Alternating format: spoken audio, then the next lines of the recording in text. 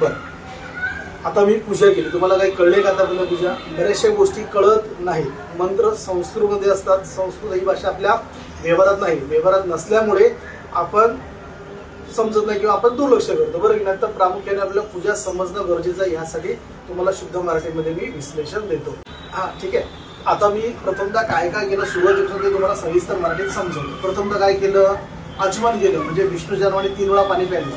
ओम केशवाय नमः, ओम नारायण नमः, माधव नमः, गोविंदाय नमः, गोविंद म्हणून पाणी सोडलं. त्यानंतर अंतर शरीरामध्ये गोमूत्र प्राशन करून आपलं शरीर शुद्ध केलं. अंगावरती पाणी शिंपडून आपण अंग ओलं केलं, जेणेकरून शास्त्रात काय सांगितलं आहे, ओल्या अंगाने म्हणजे आंघोळ करायची आणि लगेच पूजेला बसायचं. ओल्या अंगाने पूजेला बसायचं, ओल्या अंगाने पूजेला बसणं शक्य नाही, म्हणून आपण अंगावरती पाणी शिंपडलं आणि त्यानंतर पूजेला प्रारंभ होण्याच्या अगोदर मी तुमच्या कपाळी गंध लावला.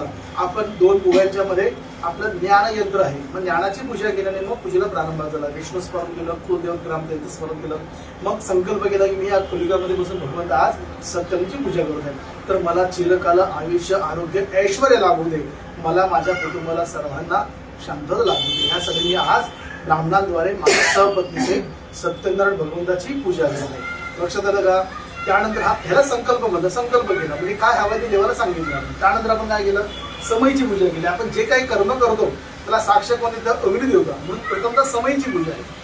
समयीची पूजा केली आपण काय केलं? घंटीचा आवाज केला की हे गरुड देवा, माझ्या घरामध्ये देवांचं आव्हान चालू आहे, देवांचं आगमन चालू आहे, त्या ठिकाणी काही विपरीत शक्ती असेल ती दूर जाऊ दे, असं आपण कोणा सांगणं केलं? घंटीला सांगितलं आणि घंटेचा आवाज केला. त्यानंतर आज आपण सत्यनारायण भगवंताची पूजा करतो. या पूजेमध्ये आपल्याला 7 नद्यांचं पाणी आणणं आवश्यक आहे.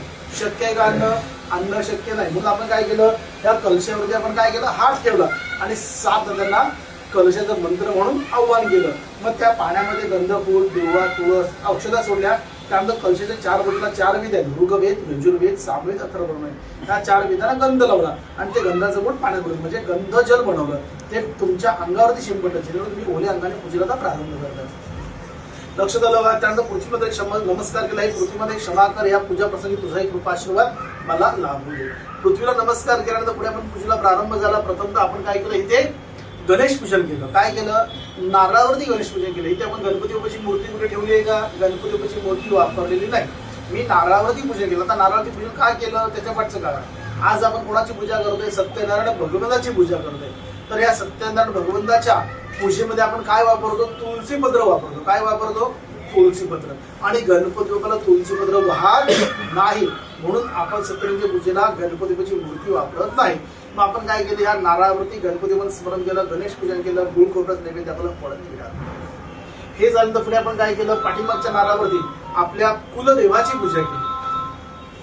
कोणतेही कर्म करताना प्रथमतः कुलदेवाचा आशीर्वाद असेल तर सगळ्या गोष्टी आपल्याला सहज मिळतात, म्हणून आपण प्रथमतः पाठीमागच्या नारळावरती कुलदेवाचं स्मरण केलं, त्यांना एक फळाने मिळाला. पाठीमागच्या नारळावरती ग्रामदेवाचा जर आशीर्वाद असेल तर तुमच्या कोणत्याही कामामध्ये अडचणी कधीच येत नाही, त्यामुळे ग्रामदेवाचा आशीर्वाद सर्वात श्रेष्ठ आशीर्वाद. पाठीमागच्या नारळावरती आपण आपल्या ग्रामदेवाचं पूजन केलं, त्यांना एक फळ अनेक विडा अर्पण केलेलं आहे. लक्षात आलं का? आता आपण कोणाची पूजा करतोय? सत्यनारायण भगवंताची. ह्या पूजेमध्ये आपल्याला पूर्ण ब्रह्मांडाची पूजा सांगितली आहे. आता पूर्ण ब्रह्मांडाची पूजा करणं काही शक्य नाही, पण गुरूंना नमस्कार केला तर पूर्ण ब्रह्मांडाला नमस्कार केल्याप्रमाणे किंवा पूर्ण ब्रह्मांडाची पूजा केल्याप्रमाणे. लक्षात आलं का? आता तुम्ही गुरु केलं तर गुरूंचं आपण तिथे नाव घेतलं. त्याचबरोबर कोणी गुरु केलं नसेल तर त्या ठिकाणी आपण स्वामी समर्थ, दत्तगुरु, श्री साईनाथ यांचं नाव घेऊन आपण तिथे पूजन करू शकतो.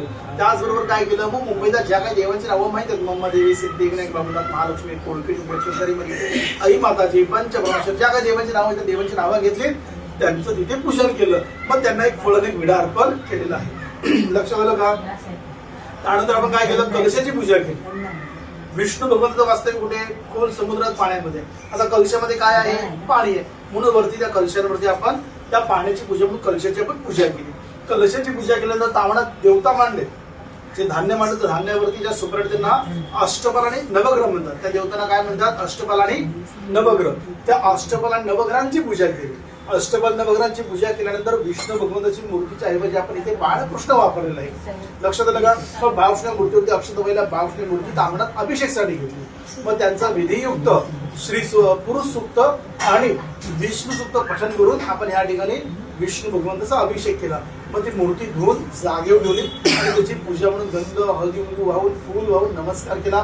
त्या ठिकाणी बाजूला एक सुपारी ठेवली, लक्ष्मी सुपारी ठेवली आहे म्हणून विष्णू आणि लक्ष्मीची यांची इथे पूजा केली आहे. पाठीमागे सत्र भगवंताचा फोटो आहे, त्यांचं आपण तिथे पूजन केले, त्यांना एक फळ एक विडा अर्पण केलेला आहे.